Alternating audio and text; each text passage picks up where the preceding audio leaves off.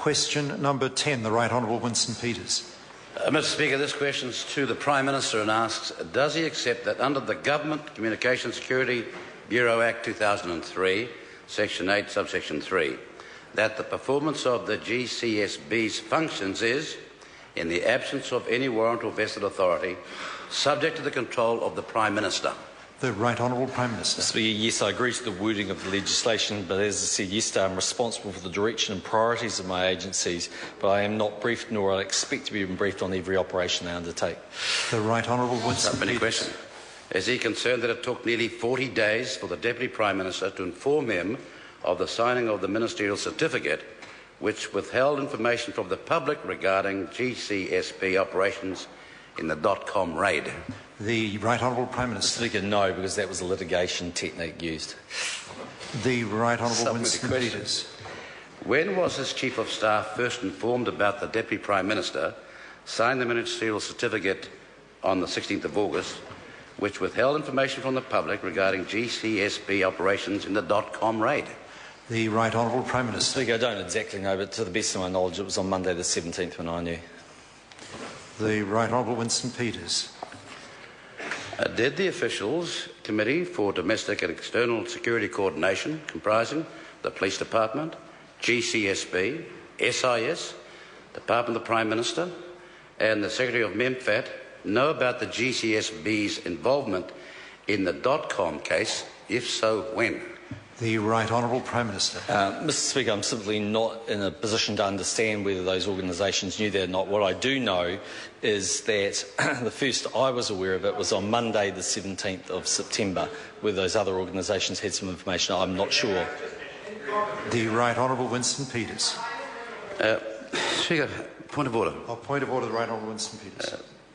Yesterday, the Prime Minister advised that he learnt of the ministerial certificate on the evening of the 24th of September. No. When he was asked yesterday, he said last night. That's 2 days. That's the 24th. Last night is on the Hansard. Now he says that the Chief of Staff knew on the 17th, and he did too. Which answer is correct is what I'm trying to find out now. Order.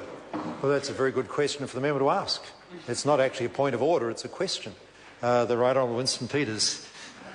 All right. Speaker, I've only got a limited number of questions, we all know that. Righto.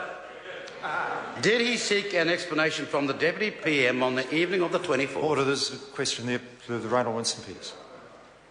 The Right Honourable Winston Peters. Might have to clear it up if he wants to. No, order, the member's asking a question. Okay. Did he seek an explanation from the Deputy PM, Mr English, on the evening of the 24th of September for him not having told the Prime Minister about the substance of the ministerial certificate he signed on the 16th of August, while acting in the Prime Minister's stead? The Right Honourable Prime Minister. Speaker, I think the members' dates are all wrong. I could be wrong, but from memory, Bill English met with the GCSB as acting Prime Minister on August the 17th, not the 16th.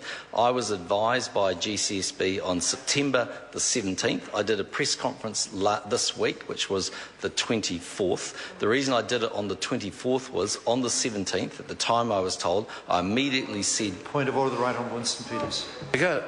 We can't get anywhere on this because the date on this certificate is 16th of August, not 17th. Order. I think there's been a bit of cross purposes here, I think. And because I'm uncertain, I invite the member to repeat his question. The Right Honourable Winston Peters. Okay. Did he seek an explanation from the Deputy PM on the evening of the 24th of September, as he told the House just 2 days ago, for him not having told the Prime Minister about the substance of the ministerial certificate he signed on the 16th of August, which is the date on the certificate, whilst acting in the Prime Minister's stead? The Right Honourable Prime Minister. Speaker, I'm not sure I'd phrase it as I asked for an explanation. Obviously, we had a discussion about it. He was of the view that GCSB would probably inform me of that matter. The Right Honourable Winston Peters. Supplementary question.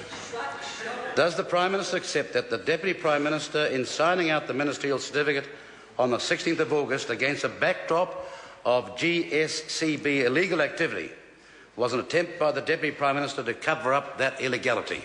The Right Honourable Prime Minister. Mr Speaker, no, that's nonsense. The advice that the acting Prime Minister had at the time was that GCSB were acting lawfully. The certificate he signed was a suppression order for the courts. That was the advice and beliefs of GCSB. Question number 11, Chris Hipkins. Thank you, Mr Speaker. My question is to the Minister of Education.